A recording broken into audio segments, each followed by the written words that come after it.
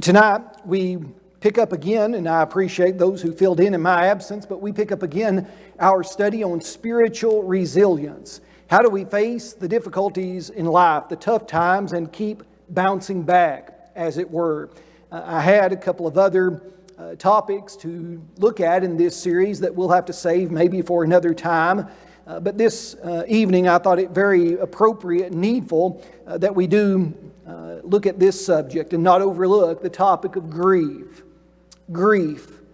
What is grief? Well, we know what it is, and as I mentioned in prayer, probably for all of us, 2020 has brought some measure of grief into our lives.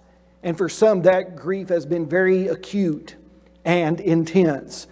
We have been using, and I mentioned this in the opening couple of lessons, not mentioned it a lot since then, kind of for a guide. This is the volume, Restoring My Soul, The Pursuit of Spiritual Resilience by Brother Bill Flatt. He is, as I made known to you, an uncle of Amy, and so he's family. But he was a long-time professor of counseling at the Harding University Graduate School of Religion in Memphis. And his doctoral degree is in this sort of area of expertise. And he wrote this volume that deals with a lot of the issues that we've talked about. And one of them is on grief. He recently, just this year in fact, he and his wife, Louise, moved into an assisted living facility.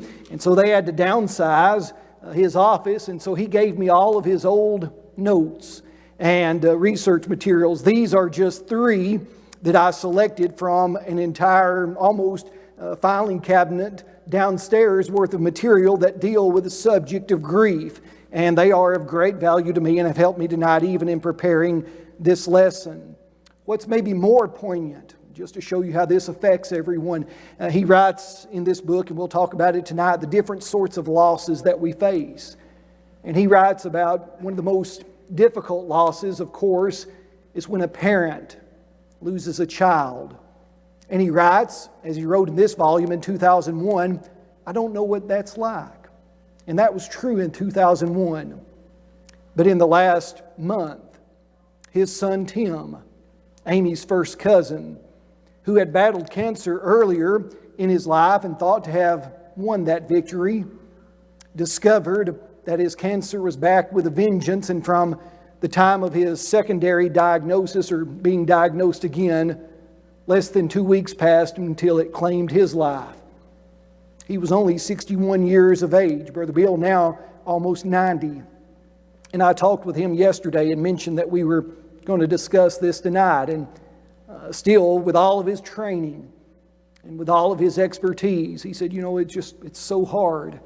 And I just thought I would share that with you as we begin. There's one thing to know about a lot of these matters up here, but it's another thing when we feel them right here, isn't it, in our hearts? And so he did express some measure of thanks. He said, well, I'm glad what I've had to say has been helpful, and I assured him that it had been to me, and I know you would feel the same in expressing your appreciation for what we've been able to study this quarter. But tonight, grief, it certainly touches all of us. Well, what is it? Let's explore that idea together, if the computer will allow me. There we go. It's not showing me in presenter mode, guys. I'm going to bounce it back out real quick and bring it back up. All right, there we go. What is grief? Grief is the anguish experienced after significant loss, usually the death of a beloved person. Now that's usually, and we'll talk about that in a moment. Grief is often distinguished from bereavement and mourning. Not all bereavements result in a strong grief response, and not all grief is given public expression. There is what's called disenfranchised grief. We won't have time to discuss that at length tonight. Grief often includes physiological, that is, dealing with the physical body, physiological distress, separation anxiety, confusion, yearning, obsessive dwelling on the past, and apprehension about the future. Intense grief can become life-threatening through disruption of the immune system, self-neglect, and suicidal thoughts. Grief may also take the form of regret for something lost, remorse for something done, or sorrow for a mishap to oneself. We could spend an entire quarter just unpacking this one definition. And there are so many things that I wish we had time to highlight. Notice that intense grief can be life-threatening. My grandmother on my father's side, my father's mother, it was said at her passing that due to my grandfather's passing a couple of years earlier, which she never really got over, the doctor said she died of a broken heart. And some of you know what that's like. You may have had a family member suffer in the same way. No doubt many of us have felt almost as if we were going to do the same, die of a broken heart. And there is a reality to that. It's not just a cliche. When we think about bereavement, this is just for informational purposes to set the stage, that's the condition of having lost a loved one to death. That's specific to that one loss or type of grief. The bereaved person may experience emotional pain and distress and may or may not express this distress to others. Individual grief and mourning responses vary. Bereavement may also signify a change in social status. And that's oftentimes underrated but very impactful to the person feeling it. A wife. Well, if her husband dies, in one sense, the way society views her, she's really no longer a wife. And she struggles. Should I even go by Mrs. Jones or Brown or whomever it may be? And so there's a great deal of alteration in one's life. In grief and bereavement deal with that. Mourning, the process of feeling or expressing grief following the death of a loved one, or the period during which this occurs. We sometimes speak of a time of mourning. It typically involves apathy and dejection, loss of interest in the outside world, and diminution in activity and initiative. I just don't feel like doing anything, someone might say. These reactions are similar to depression, but are less persistent and are not considered pathological, meaning this is typical. It's okay to feel that way. It's normal to feel that way. Other mourning reactions may include anger, can even be expressed toward the one who has died before the other. A sense of relief. The individual was suffering with a chronic, painful condition. Well, now they're no longer suffering. That's true for the child of God, we realize. It can be expressed in anxiety about the repercussions of losing someone upon whom the bereaved may have depended. Well, what am I going to do now? I don't know how to. And you can fill in the blank with whatever activity that the person who is deceased may have accomplished. And there are physical signs, fatigue, loss of appetite, just to name a few among many. Again, there's not a person in the room that doesn't have some acquaintance with this, and some have much more. Let me give you just a few things that, again, it would be profitable for us to consider tonight, but our class period will not permit because of time constraints. There are other grieving events, and maybe we need to do a better job. I need to do a better job of having my eyes open to help in these ways. Those that are divorced or separated, there's great grief involved in that. Whether the person is, if you want to say, responsible, that's kind of immaterial. That's not something that we should maybe make our first focus. So we need to be aware and see how we might be able to help those in those instances. Miscarriage and infertility. The abortion proponents will tell you that miscarriage is nothing. After all, that was just a blob of cells. I've yet to meet a set of parents who felt that same sense of indifference or callousness. I've carried, I don't know the exact number, of little ones from the hospital, taking them out of their mother's womb, or out of their mother's arms, as they had perished in a miscarriage, and heartbroken parents are left behind. Sometimes there is great grief on the part of parents who perhaps cannot conceive children, infertility, and that's an issue that certainly causes grief. Job termination, or maybe just the sense of you had a position and maybe you were demoted. That can bring grief. Moving and relocation. A lot of us have experienced that. We liked where we were. Maybe we were moving even on to something, as we say, to a better opportunity, but that doesn't mean we don't grieve what we left behind. These cold mornings, I grieve because my home that I built, that Amy and I built in Jackson County, I purposefully put a fireplace in it that was more than twice as powerful as what the square footage called for. I could flip a switch and it was like sitting in front of a jet engine, and I like that because I'm cold-natured. My little fireplace now, it's just a little old podunk candle is all it does. It just sits there and flickers at me and mocks me. He said, I'm making a fire, but you're not getting any heat. So I grieve that. But you say that's silly. Well, it's silly. But sometimes we have grief about those things. Friendship challenges. Don't be, I guess, dismissive of our young people. And I know it's easy for me to do that. Grow up. What do you mean? Well, my friend, she said she's not my friend anymore. Well, welcome to the real world. Get over it. Well, but for a teenager or adolescent, and even for those of us that are older, when those relationships are challenged or strained or severed, there's grief. Social and economic change. Maybe I'm not able to do what I once did. I had plenty of money, but now what? People grieve. And then just the life stage transitions. Some people look in the mirror and they can't accept the fact I'm getting older, and it causes them grief. It's kind of hard to look at your oldest in the rearview mirror as you leave them behind at a college or university. There was a little grief on our part. We're glad he's sitting over there tonight, but those grieving events, they're real. And we know that they are, but when we think about life, we're usually thinking about death. And so that's where I'll spend the majority of our time tonight. I don't know what your first grief experience was. I tried to think. Mine, I guess, in one sense, was when I finally put two and two together and figured out that my dog, and I talked about this, and remember my dog Boots that I told you about? You know, he decided to eat a good year. Well, dogs don't digest good years very well. You know what happens. But really, I remember it more so, the loss of my great-uncle Lewis. He died.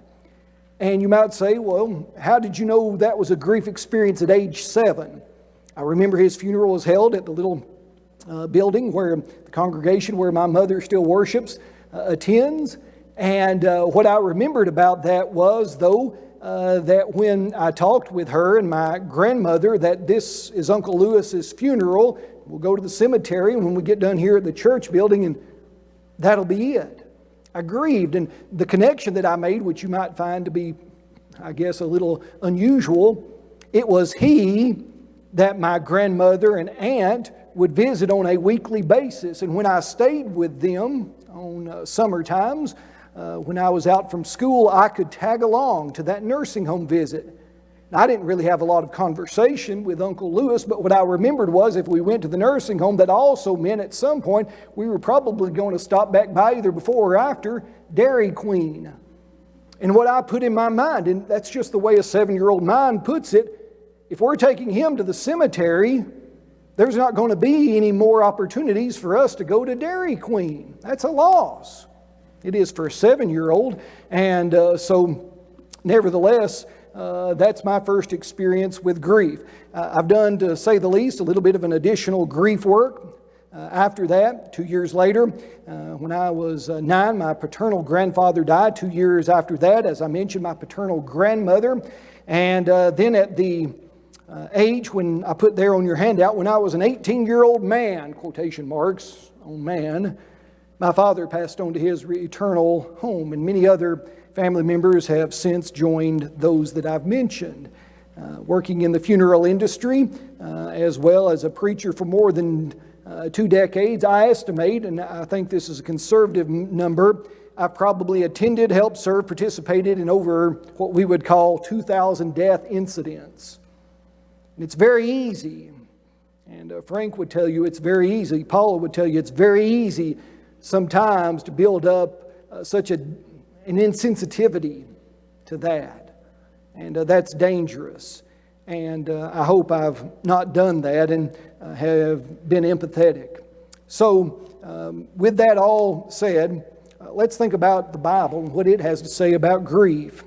And really, There are things, and this sounds very offensive to some people, but it's true. There are some things that I wish the Bible told me more about. One day I'll write a workbook on that topic, I think. I wish the Bible told me more about what Adam and Eve did when they found out, Cain, where's your brother? How do you think they responded to the death of Abel? The Bible doesn't tell us. Other than that, they had another son, Seth. But how did they process that? It must have been difficult. Here's just a sampling of others. Abraham lost Sarah. He bought a spot of ground to bury her in, the cave of Machpelah, and he grieved for her. Jacob's grief over the thought. Jacob was told, this son that you love, and maybe he showed some undue favoritism to Joseph. Well, you check it out, Dad. The brothers who had been mistreated, or so they thought, by their father's partiality, had sold him into slavery in Egypt. We know that. We're given those details. But they had taken that coat of many colors, dipped it in the goat's blood, kind of tore it up probably into shreds. They're not lying to Dad. They're just allowing Dad to make a dishonest, uninformed, incorrect assumption, aren't they? Surely a wild beast. He's torn Joseph limb from limb. That's his coat, and we can see the blood. What he says in Genesis 37:35, I think if I would have been one of the brothers, I think I would have broken down at that point and said, no, wait, Dad, we've made a terrible mistake. He's in Egypt. If you want us to go get him, we'll go now. We'll get him back. How they were so hard-hearted to not do that, I really can't understand. But thinking that Joseph had died, all his sons and all his daughters arose to comfort him. That's Jacob. But Jacob refused to be comforted, and he said, for I shall go down into the grave to my son in mourning. I'll die in my grief at the thought of his death, in other words. And so his father wept for him. Now we know the story turns out well. But can you imagine the anguish this father felt? There are other examples, of course. The example or account of Job is the standard for undeserved suffering and grief. We've mentioned that on many occasions. Not only did Job know grief in the sense of loss of family, but he knew financial loss. And that causes grief. He knew social loss. If you read the book carefully, Job will say, I was once a man that was so respected that when I walked in, others took notice. They stood up in my presence. And he said, but now they sneer and they ridicule. Did that hurt? You better believe it hurt him. It hurt him not only to lose his children to death. What we do with Mrs. Job is of some debate.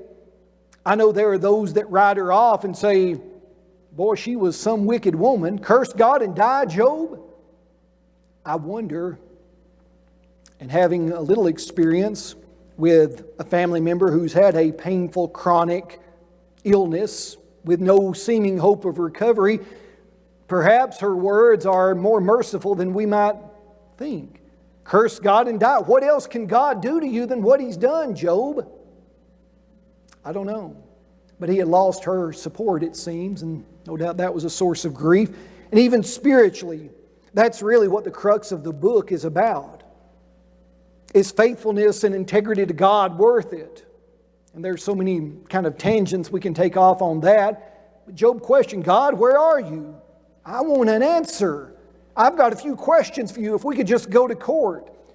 Even in one chapter, he makes almost kind of a baseball analogy. He said, you're the umpire and I want to argue with you. I want to plead my case.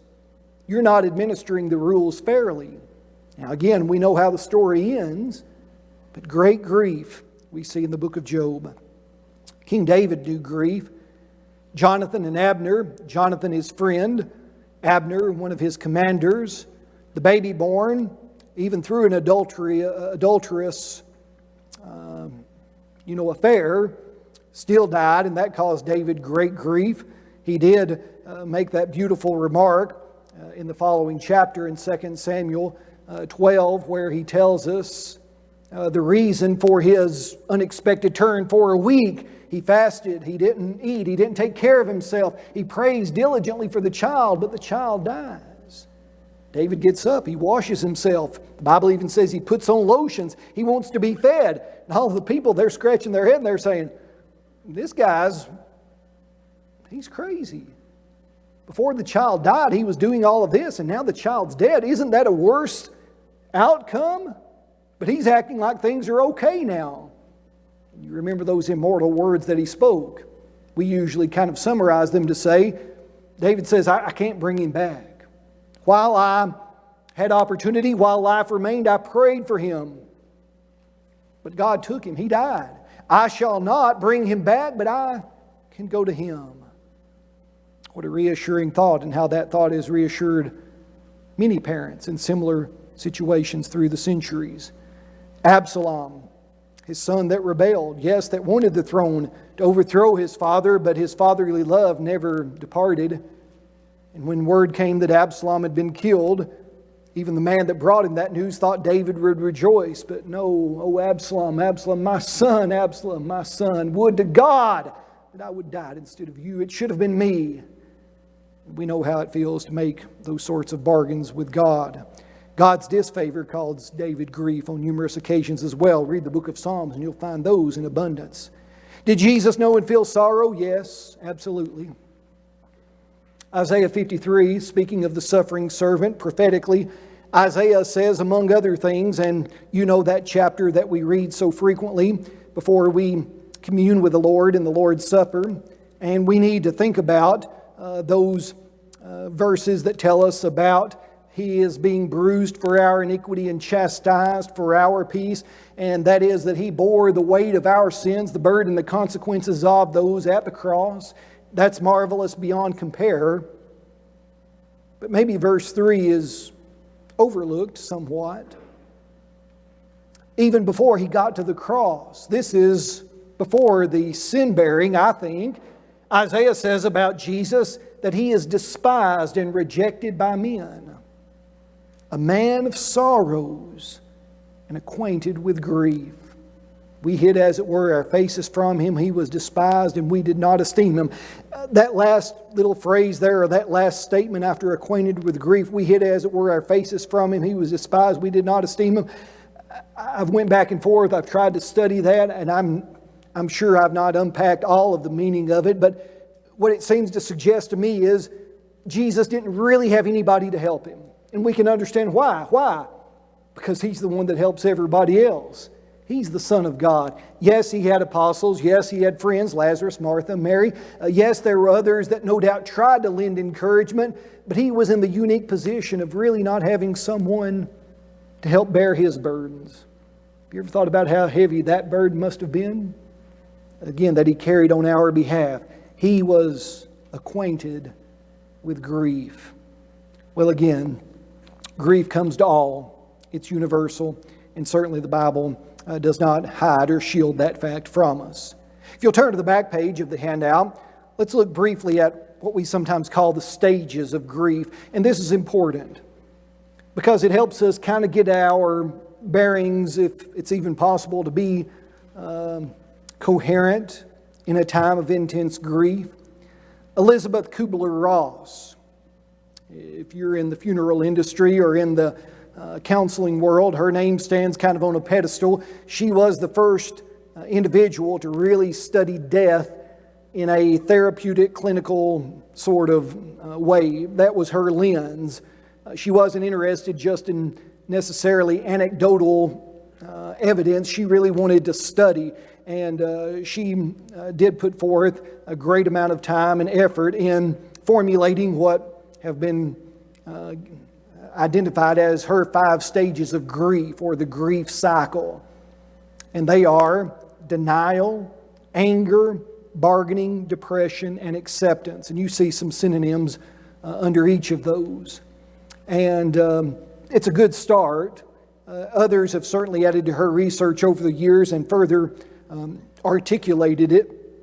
And yet this kind of gives us at least a beginning point that we can look at what grief might look like. However, when you think of a cycle, what we're tempted to think of is that, this is kind of a step 1, step 2, step 3, step 4. Grief doesn't work that way. It doesn't happen in a linear fashion. A hospice nurse shared this. What are the stages of grief? Well, you see she's done a little work on this particular chart. The mess of grief. There really are no stages, and she's right. No stages to follow in a certain order or not. Yes, there are things that typically happen. Brother Bill, in his book, he lists 10 from his research, and I don't have these on a handout, but let me just read them to you. He says, and I'll kind of parallel these with some further explanations. The first is shock. Shock or denial. That's what Kübler-Ross called it. I can't believe it. We've all had that phone call in the middle of the night, or at some other point we've heard the news and that's our response. I just can't believe it. If you've never had to make one of those calls or visits, count yourself fortunate. Again, I've made more than I would like to remember. And I've had people tell me, "You're lying to me," and threaten violence. No, you're lying. That didn't happen. They're not dead. If they're dead, I'm going to... And that's denial.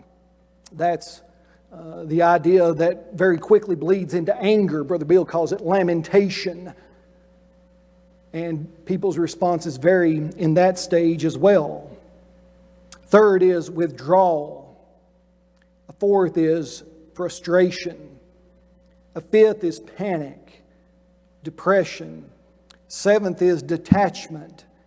And then there is adaptation, reinvestment, and then finally growth. But as you see here, this is just a different chart, but it basically has those same ideas in play.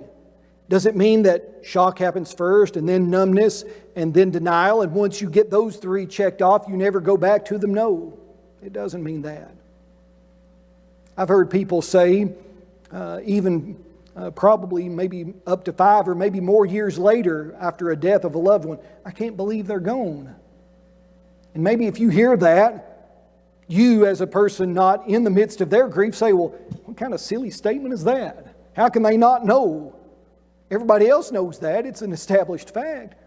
Why can't they get over it? But that's dangerous. That's what we want to avoid as we talk about. So all of these can happen at different points and can be revisited again and again, over and over. Emotional outburst or anger. There are people that do this. We've had, and again, Frank can probably concur with his own stories, we've had to pull grieving family members off, physically manhandle family members physically off of a deceased person. I remember one lady in particular, she was going to actually do damage, physical damage to her husband's body. She was so upset, and she was just beating him on the chest, almost to the point where she was actually causing some damage to his body, even though he was dead. And she had to be removed. I can't let you go. I'm not going to let you go. You're not going to die. That doesn't change it. Anger. For many people, there is fear and searching. There's panic. I don't know what to do now. There's loneliness and guilt and isolation. There's all of these things over and over and over again. And what they are meant to show, or what I'm attempting to show you by presenting them to you, is when people say, I shouldn't feel this way, that's a lie. I shouldn't feel this way. That's something that when you hear, just hear it. Don't affirm and don't deny. It's better in most cases just to let the individual who's expressing that to express. And so grief is a mess. And I want to spend the rest of our time looking at how Jesus handled grief. Now, before we jump into that, I guess by way of disclaimer, just because kind of my way my brain's trained to go through this sort of scenario, there is abnormal grief. There is chronic grief. There is disenfranchised grief. There are ways in which grief responses can be made that are dysfunctional and unhealthy and need to be addressed. And if you fear that you are suffering from that, or someone that you know or love is having difficulty in that area, please offer to get them help or try to help them as you can. If you're not sufficiently trained, offer to assist them, because that can certainly happen. Maladjustment, those are very real issues.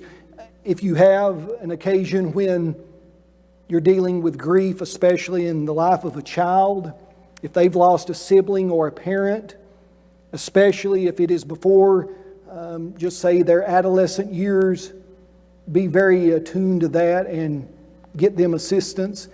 Not to say that adolescents and teenagers process it better. They still need help and they still need special care and attention, but at least they have lived long enough and they have at least the capacity of abstract thought that they can typically, just like an adult, given enough time, usually adjust. A child can't do that as easily without some really serious intervention and help. One of the hardest, examples that I have from my litany of examples, we had a young man, he was not even 30, who was working on an automobile, and there was an accident where the vehicle crushed him and took his life.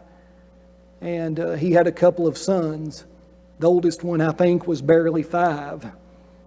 And we went to the cemetery, and I remember he just sat there in his little suit, and he was as well behaved as any little boy could. But when everything was said and done and we started closing the grave, he jumped up. He tried to grab my shovel from my hand. He said, "Don't you throw that dirt on my daddy. Don't cover my daddy up." You want to talk about a grown man crying? I pinched a plug out of my leg through my pants pocket. I bit my bottom lip till it bled to try to keep from holding back my tears. His grandparents and others took him and exited the cemetery. But you see, for a child, that's tough. I mean, there's just no way to put it other than that. And so they need help. So the stages of grief, just let me say that by way of disclaimer. But tonight, for us that are older, how do we handle grief? Because we'll face it too. We may not face it with the same lack of abstract thought or concrete understanding that a child has, but it's still tough for us. We need to look to our best example in all things, and of course that's our Savior. How did Jesus handle grief? Here are just 7 ways that I think He handled it. Maybe you could add to this list. Some of them you might be able to combine together. Number 1, He cried. John 11:35 is not just a Bible trivia answer. Shortest verse in the Bible, Jesus wept. No, I hope you know a lot more about that. There's so much more depth and weight to this incident at Bethany when Lazarus has passed. Mary and Martha are heartbroken. And Jesus, shown the tomb where His friend resides, Jesus wept. Now I submit to you that there are probably a variety of reasons that He did. The feeling of sympathy that He shared with the sisters, His own love for this man that's now departed, the pain that it has caused in that community. I've wondered, and maybe just for a brighter way to look at this perspective, was Jesus crying, maybe thinking what He was going to do by bringing Lazarus out of the place where he was then residing? And I'm not talking about his body in the tomb. I'm talking about his spirit, because death had occurred. And so the Bible assures us, for the righteous, a place called paradise awaits.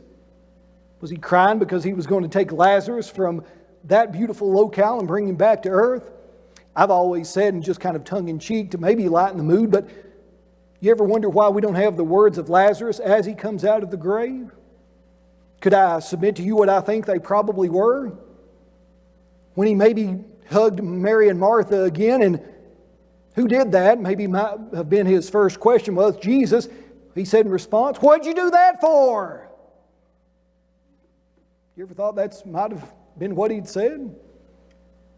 If he was there, coming back to earth? I don't know. Hebrews 5 verse 7 says that the Savior with loud cries and tears cried out to God while even on earth. He was a real man. He was also God. Now, how we, again, square those is the mystery of the incarnation that our little brains can't fully process. But if Jesus cried, we should too. I know some are not by nature emotional or crying people, but you should never be ashamed to cry. I put on your handout, and this is just a little funeral director note for you if you didn't know it. The chemical composition of tears is different. As you go through life, if you were to collect your tears, you could analyze them chemically. And the chemical composition of those tears are different depending on the life event that caused them. You can be nailing a nail and hit this nail instead of the one going into the wood, and you can cry. But when you're in grief and you shed tears, the chemical composition is different. There's still research being done, but apparently it is an endocrine and a way that our body processes that. The psychosomatic response that God has designed our bodies to possess shows us that tears and crying is helpful in grief. Number 2, Jesus lamented. He lamented. And what do you mean by that? I mean that He protested. He expressed frustration. He said, in essence, it's not fair. Remember Matthew 27:46? We've looked at this in a variety of lessons over the last year, in fact, even some on question and answer night. What does it mean, my God, why have you forsaken me? A lot of people get into the theological high weeds of wondering, is this the point when Jesus really felt the burden of sin? I don't know. That's one thought. But maybe it's just, in a very real way, much more simple and practical than that. Maybe Jesus is doing what we all do and said, God, why? This isn't fair. I didn't deserve this. What am I going to do? And some Christians feel guilty if they ask why. They think their faith is defective. Don't feel that way. The example of Jesus, Job, and others demonstrates God is not displeased when we express our lack of understanding concerning loss. He's not. And with that truth in mind, we have to be very careful if we're trying to help others. There are those that are very well-meaning that go to someone in a time of grief and they hear the person in grief cry out, sometimes with a loud volume, sometimes with things that they even think are blasphemous. God shouldn't have done that. God's not fair. And they will be well-meaning and saying, now God always does what's best. It's not the thing to do. Just allow the individual to express that frustration, that lament, that protest. Number 3, Jesus took time. Mark 6:36, He said, let's go aside and rest for a while. This is after He received the news of John the Baptist's death, whom He loved. The Egyptians mourned for Jacob for 70 days. That's an unusual incident recorded for some purpose in Genesis 50, verse 3. Israel mourned for Moses following his death for a month, Deuteronomy 34:8. Time should be taken by those who have suffered a loss to rest. No major decisions to be made, and we should make it as easy for them as possible. We typically do that pretty well for about a week. And I'm not saying this to be, again, critical, but we all need to improve. We send our cards, we take our food. The first week we're good. It's not that week that's usually the hard one. The hard one starts, at least what we know, about 3 weeks later.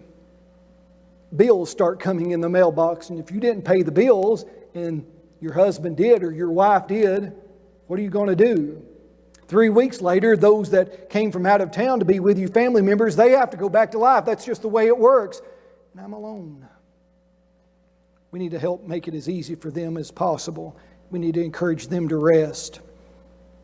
Number 3 or 4 now, Jesus talked. He told His apostles, we're going to Jerusalem. I'm going to be betrayed into the hands of sinful men. I'm going to die. He was straightforward and He was blunt about His impending death. Using this principle, we can use it in 2 ways. It's helpful in processing grief to talk about the loss.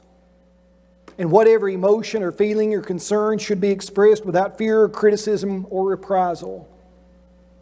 Job's friends were good friends for the first week they were with Job. You know why?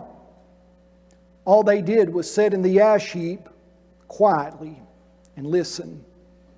When they started talking, they began to accuse Job, to blame him. So much so that he'll say about halfway through the book, he said, "Worthless counselors all of you are." They should have just kept listening. Often a comforter will squelch the griever when they express emotion, which leads them, that is the grieving person, to repress and sabotages the grief process and can lead to more significant dysfunction.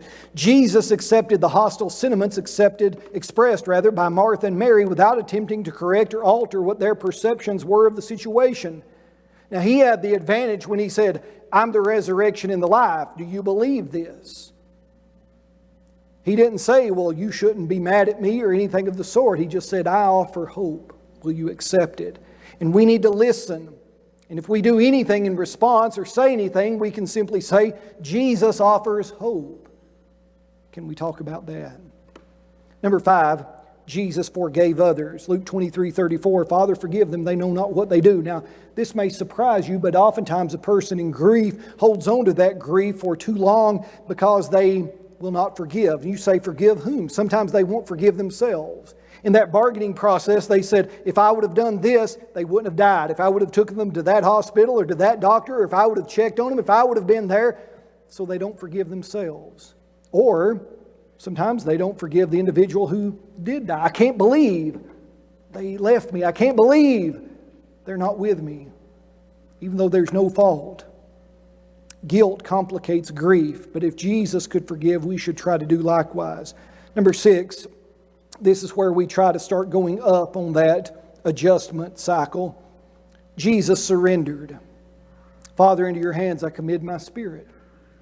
If it's possible, let this cup pass from me." In death, there is in the grief process a finality that we have to accept. It doesn't mean we have to do it as soon as we drive away from the cemetery. We say, "Well, they're gone, that's it. Back to work tomorrow." That's not what I mean. But we do, as we go through the process, have to reach that point where we say, "They're gone.